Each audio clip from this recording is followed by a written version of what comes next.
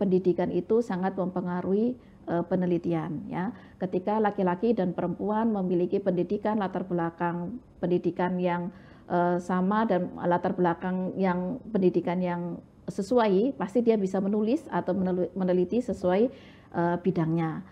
Kita jangan fokus pada tantangan, fokuslah pada peluang. Iya, ketika kita fokus dalam peluang, maka kita akan sukses ke peluang tersebut. Jadi tidak ada kata yang tidak bisa, seperti itu. Ilmu itu kan seperti binatang buas ya, binatang binatang liar gitu, yang larinya cepat. Nah, ilmu itu kalau binatangnya tidak kita ikat, dia akan lari lagi gitu kan. Maka mengikat ilmu itu dengan tulisan. Nah, itu tulisan itu kata pegangan teman saya, tulisan itu adalah keabadian.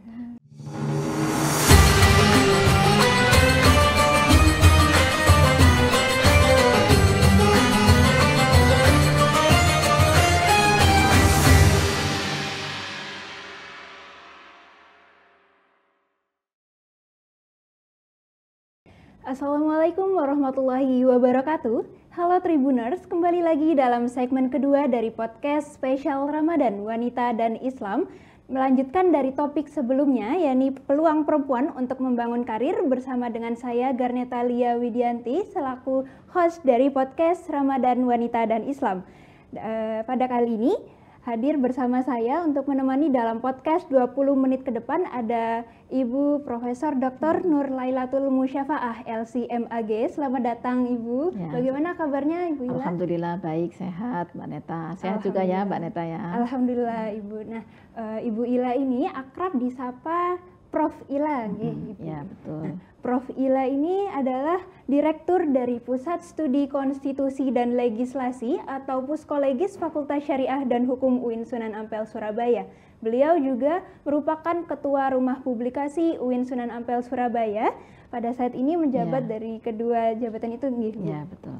Nah, Prof. Ila, pada kesempatan kali ini di segmen kedua kita akan membahas tentang kepenulisan, Prof. Ya. Nah, Prof, dalam hal ini kita kan fokusnya dalam gender dan perempuan ini, Prof. Ya, betul. Sebenarnya keunggulan dari seorang peneliti perempuan itu apa sih, Prof? Ya, terima kasih Mbak Neta ya. Jadi memang peneliti perempuan itu mungkin awalnya dianggap masih jarang. Bahkan kalau dalam studi Islam sendiri, dulu ketika awal-awal Islam itu banyak pejuang juga dari perempuan, tapi referensi mereka sebagai ahli tafsir hadis itu sangat sedikit. Ada tapi kurang tertulis dengan baik seperti itu ya. Nah, jadi kemudian apalagi dalam periode-periode selanjutnya juga masih ada stereotip bahwasanya perempuan itu kurang dari laki-laki. Nah, kemudian ketika itu menjadi tantangan, itu akan menjadi peluang bahwasanya perempuan juga bisa menjadi seorang penulis atau peneliti. Dan ketika ada anggapan peluangnya kurang bagus, maka itu juga menjadi harapan kita bahwasanya kesempatan perempuan lebih besar daripada laki-laki seperti itu. Okay. Iya, Prof. Nah, kalau bidang dari kepenelitian dan kepenulisan ini sepertinya sangat sulit sekali untuk ditembus, Prof. Nah, bagaimana sih, Prof, strategi atau tips dari Prof. Ila sendiri dalam kepenulisan, khususnya dalam peneliti perempuan ini, Prof? Iya, untuk saat ini memang zaman sudah berkembang seperti yang saya sampaikan di segmen pertama, bahwasanya sudah tidak ada kata perbedaan laki-laki dan perempuan sebagai peneliti, berbeda dengan zaman dulu. Saya dulu pernah pada masa ada peneliti Mesir, karena dia ada anggapan takut dikenal sebagai peneliti atau penulis perempuan, jadi ketika dia aktif menulis itu tidak berani menyampaikan nama terangnya. Ini mungkin di kalangan pemikir Muslim sudah terkenal namanya, yaitu Aisyah binti Sati. Nah, ketika binti Abdurrahman, tapi ketika dia menulis, dia lebih senang dengan menulis nama samarannya, yaitu binti Sati. Tapi dengan perkembangan selanjutnya, ketika orang sudah mulai mengenal tulisannya, nah orang sudah menghargainya, kemudian dia bisa menyampaikan di depan publik, ini loh saya, seperti itu. Nah, jadi kemudian untuk saat ini, jadi kita itu banyak peluang sebagai peneliti perempuan. Jadi kita bisa meneliti apapun sesuai dengan bidang keilmuan, karena ilmu itu tidak memilih laki-laki dan perempuan ya, asalkan kita punya kemampuan di bidang tersebut. Makanya pendidikan itu sangat mempengaruhi penelitian ya. Ketika laki-laki dan perempuan memiliki pendidikan, latar belakang pendidikan yang sama dan latar belakang yang pendidikan yang sesuai, pasti dia bisa menulis atau meneliti sesuai bidangnya. Nah, kan ada bidang keilmuan yang mungkin banyak gender-gender tertentu dikuasai oleh jenis kelamin tertentu ya, misalnya kalau teknik mungkin lebih yang di situ mungkin laki-laki seperti itu ya, yang kajian ini lebih perempuan mungkin ada seperti itu akan mempengaruhi dari jumlah peneliti seperti itu, karena penelitian itu tergantung dari pendidikannya, itu yang pertama. Terus yang kedua, jadi kajian tentang gender, kajian tentang perempuan itu sangat banyak peluangnya. Jadi mulai dalam bidang keilmuan apapun itu pasti ada penelitian tentang gendernya. Jadi ketika kita menulis aktif di gender tersebut, maka itu peluang bagi kita untuk menjadi peneliti di bidang itu. Terus juga misalnya kita dalam dunia penelitian itu biasanya ada peluang tema-tema tentang gender. Jadi kalau tadi dari segi jurnalnya atau apanya, nah dari penelitian itu juga jadi ada peluang, kita dipeluang untuk menulis tentang gender tersebut, jadi kita bisa masuk di situ. Jadi sebenarnya banyak sekali peluang kita sebagai peneliti, khususnya perempuan, untuk meneliti di bidang-bidang yang sesuai keilmuan kita atau yang langsung fokus di penelitian gender tersebut. Jadi sebenarnya banyak sekali ya Prof potensi atau yang bisa dicari kita gali gitu dari peluang-peluang itu gitu. Kalau tadi kan disebutkan dari Prof Ila ternyata kesulitan atau tantangan itu sudah ada sejak zaman dahulu kala gitu, sampai sekarang pun masih ada juga gitu. Tapi kalau kita temukan titiknya itu dari peluangnya, kita bisa ambil juga gitu. Iya, betul Mbak Neta. Jadi memang kita jangan fokus pada tantangan, fokuslah pada peluang. Iya, ketika kita fokus dalam peluang, maka kita akan sukses ke peluang tersebut. Jadi tidak ada kata yang tidak bisa, seperti itu. Wah, iya Prof. Berbicara tentang peluang ini, Prof. Ya, betul. Kita kalau mencari peluang itu kan perlu tentunya fokus dan juga konsisten gitu. Nah, tips dari bisa konsisten dan juga tetap produktif itu seperti apa sih, Prof, untuk peneliti perempuan? Ya. Tentunya memang menjadi peneliti perempuan, khususnya yang berkeluarga, mungkin dia tantangannya lebih berat ya. Dalam beberapa penelitian itu disampaikan bahwasanya perempuan itu baru sempat menulis ketika anak-anaknya sudah tidur, ketika pekerjaan rumah sudah beres, seperti itu kan. Tapi memang saya pribadi juga merasakan seperti itu. Tapi tentunya tidak ada hasil usaha yang mengkhianati hasil ya. Pasti kalau kita berusaha dengan semaksimal mungkin, pasti itu akan ada hasilnya. Jadi memang kita harus punya target tertentu dalam publikasi, dalam penelitian. Jadi ketika ada peluang, misalnya ada pendaftaran bantuan, program bantuan penelitian, kita bisa kompetisi di situ. Ini adalah peluang, maka saya harus ikut seperti itu. Itu salah satu cara kita untuk berpartisipasi dalam penelitian. Nah, tentunya ketika kita sudah mendapat bantuan penelitian, itu pasti ada target kapan selesainya. Nah, ketika ada target, ada push, ada tekanan, kita pasti akan berusaha sebaik mungkin untuk menyelesaikan hal tersebut. Itu ya. Terus yang kedua, boleh kita melakukan penelitian mandiri dengan tema-tema yang sesuai keilmuan kita, yang kita memang menyukai tema tersebut. Ya sudah, kesempatan untuk mewujudkan itu, tulisan itu, maka kita harus menulis seperti itu. Menulis apapun, boleh menulis kejadian-kejadian unik atau harian, boleh menulis cerita, kolom, esai atau jurnal dan lain sebagainya. Kita harus punya target, misalnya minimal 1 bulan 1 tulisan seperti itu. Itu juga harus perlu ya. Jadi itu untuk mensupport kita agar selalu produktif seperti itu. Nah, terus yang ketiga bisa kita kolaborasi sama mahasiswa, sama sesama dosen, seperti itu. Mungkin Neta juga pernah di kelas sama saya ya, pernah kita belajar bersama, dan di situ diantaranya kita bisa kolaborasi dengan mahasiswa, dan itu bisa kalau kita bekerja bersama itu kan bisa meringankan kerjaan kita, begitu Mbak Neta. Itu salah satu strateginya ya Prof Ila, dan banyak sekali yang bisa kita lakukan kegiatan produktif, apalagi selama bulan Ramadan ini Prof Ila. Oh iya betul. Nah Prof Ila, tapi seringkali ketika kita, ini kan topiknya juga tentang Ramadan Prof Ila, ketika memasuki bulan Ramadan biasanya kita itu kurang fokus, ngantuk dan lapar seperti itu Prof. Nah untuk menghadapi itu biar bisa tetap fokus seperti apa sih Prof? Dari Prof Ila mungkin ada tipsnya nih buat kita. Iya.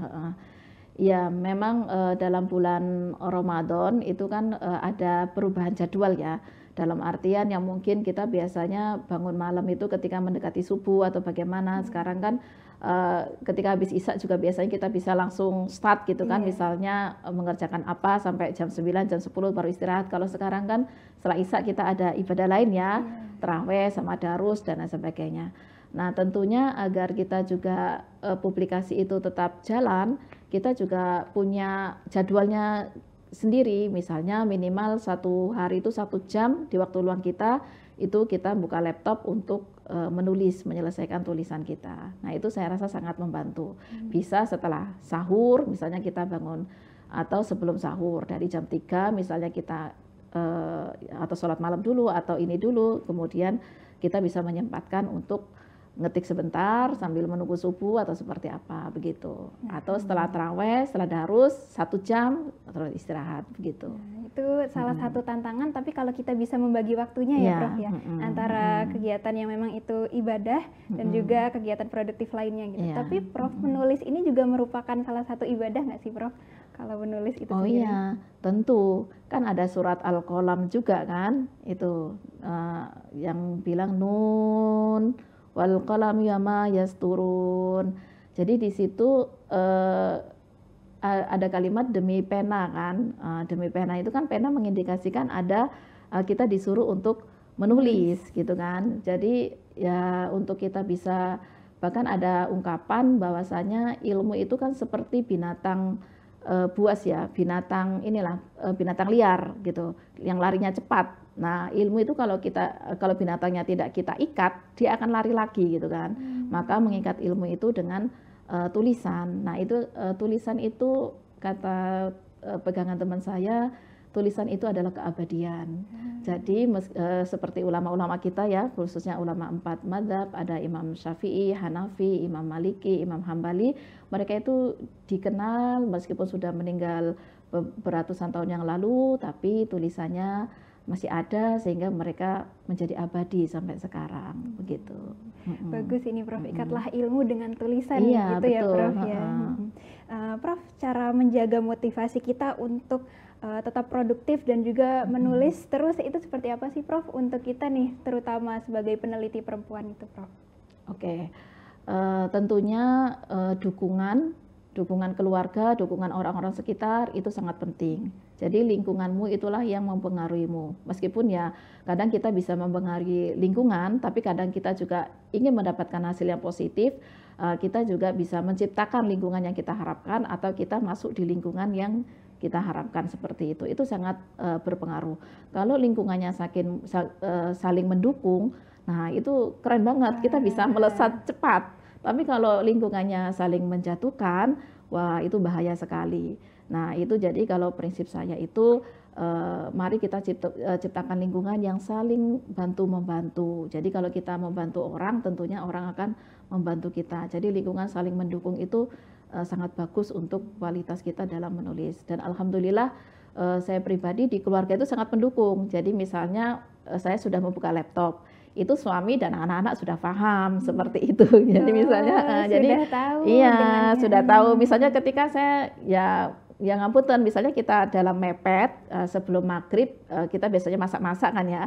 Tapi ini ada tugas yang harus terselesaikan misalnya. Ya sudah, saya buka laptop, nanti suami dan anak-anak itu paham. Biasanya entah suami yang di dapur atau beli makanan di luar, itu sudah tidak masalah seperti itu. Relate banget. Iya, betul. Kayak di kampus kita juga misalnya saya butuh bantuan data tentang ini dong, kita berkonsultasi dengan orang yang paham tentang itu dan dia membantu, wah itu kita terbantu banget, senang sekali. Berarti memang ada support system itu penting ya Prof Oh ya? penting. Kalau semisal memang agak susah, dari support system itu kita ciptakan sendiri lingkungan suportif itu. Iya, kita bisa mencari contoh, memberi tauladan. Jadi akhirnya kadang lingkungan yang awalnya mungkin tidak kondusif, dengan ternyata kita kok bisa seperti itu, kadang itu ada yang secara bertahap pengen ngikut gitu loh. Saya pengen seperti ini, seperti itu. Nah lama-lama lingkungan itu ternyata saling mendukung seperti itu. Saya pikir seperti itu Mbak Net. Iya, siap Prof. Iya. Kalau ini Prof, kalau Prof Ila ini sendiri kan sosok yang mengetahui situasi di rumah publikasi atau dunia kepenulisan dan kepenelitian gitu Prof. Betul. Kalau yang ingin saya tanyakan di sini peluangnya Prof, peluang dari peneliti perempuan itu sendiri. Kalau memang dia ini sudah memiliki support system yang bagus dan dia juga sudah siap untuk terjun dalam dunia kepenulisan itu Prof. Seperti apa sih Prof peluang dari seorang peneliti perempuan pemula itu gitu?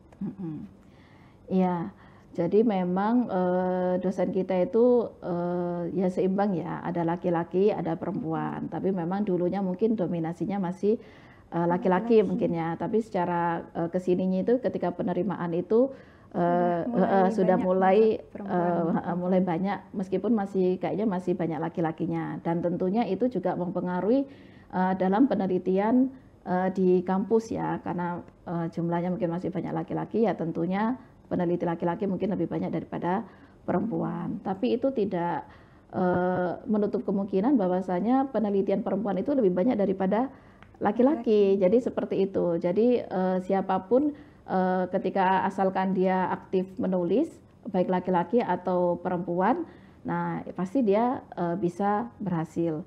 Bahkan kalau kita kan ada ukuran ranking ya, ranking kita itu namanya Sinta. Nah sudah beberapa tahun ini yang tertinggi itu peneliti perempuan, namanya Mbak Dian dari Saintek. Seperti gitu. itu, iya. Nah, ini teman-teman pendengar dari podcast Tribuners juga pasti baru tahu ternyata peneliti perempuan itu justru mencuat gitu ya, di sekarang Surat Ampel ini. yang di Sinta itu. Iya Prof. Ya. Oke Prof. Prof Ila, mungkin dari pandangan Prof Ila nih berkaitan dengan rumah publikasi juga Prof. Pentingnya dari publikasi atau penelitian bagi peneliti perempuan itu seperti apa sih Prof? Gitu. Ya, tentunya menyuarakan hak-hak perempuan itu penting ya. Jadi ketika kita tahu keinginan kita, kebutuhan kita, terus kemudian kita suarakan, nah itu kan pasti akan didengar. Dibanding ketika kita hanya ngempet, istilahnya tidak menulisnya, tidak menyampaikan ke khalayak. Jadi kita pengen gini, pengen gitu, tapi kemudian tidak tersampaikan, itu kan tidak membawa perubahan.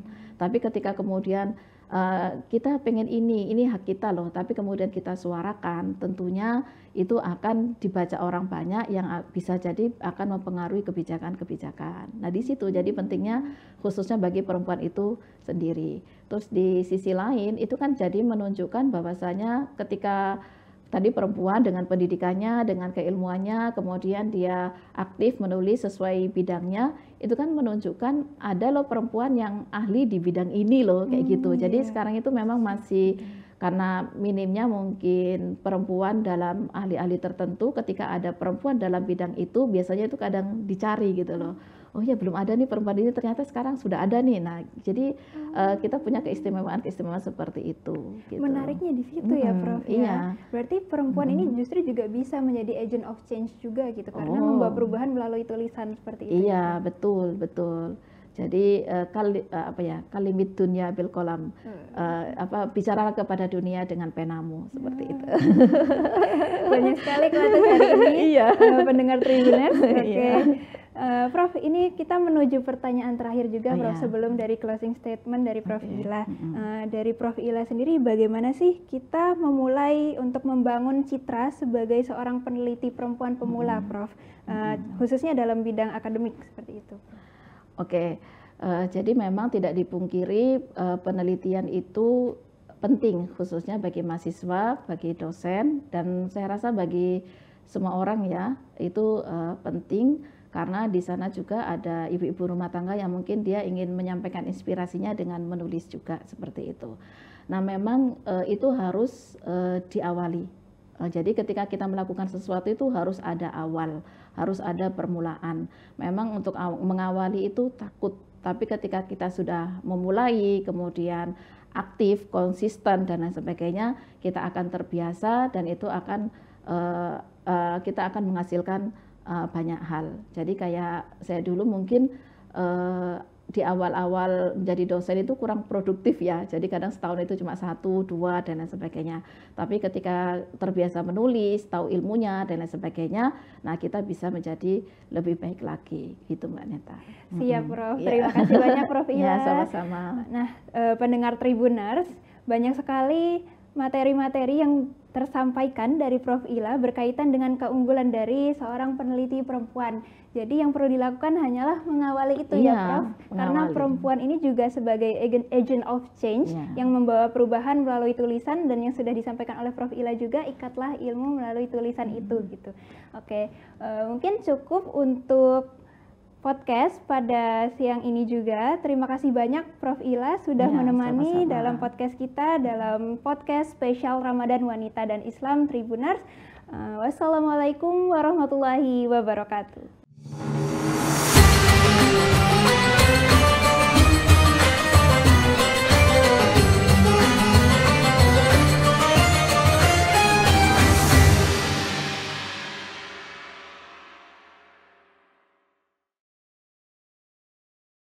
Download Tribun X sekarang, menghadirkan lokal menjadi Indonesia.